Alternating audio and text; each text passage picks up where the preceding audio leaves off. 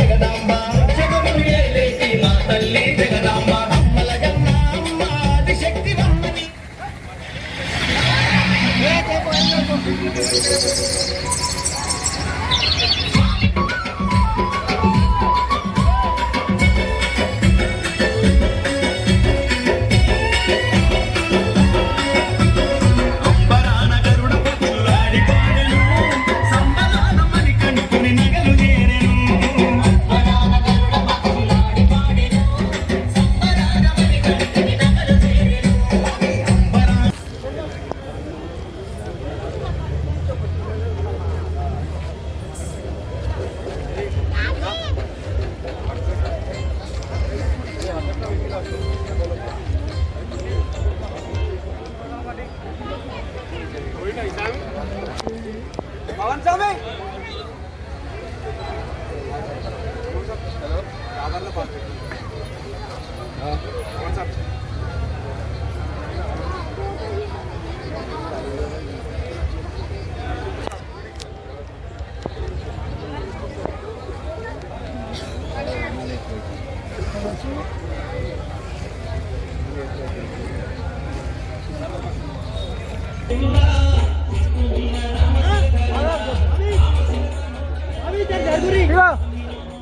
Halo.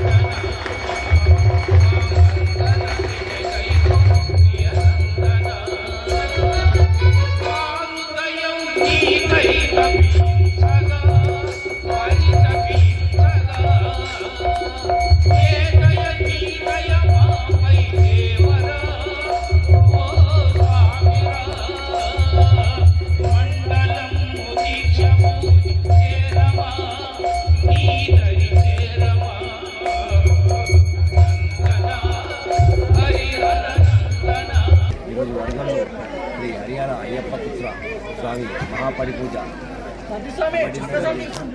ఈరోజు అయ్యప్ప స్వామి కృపా కటాక్షాలతో అందరూ తీరులో ఉన్నారని అయ్యప్ప స్వామి చెప్తున్నాము.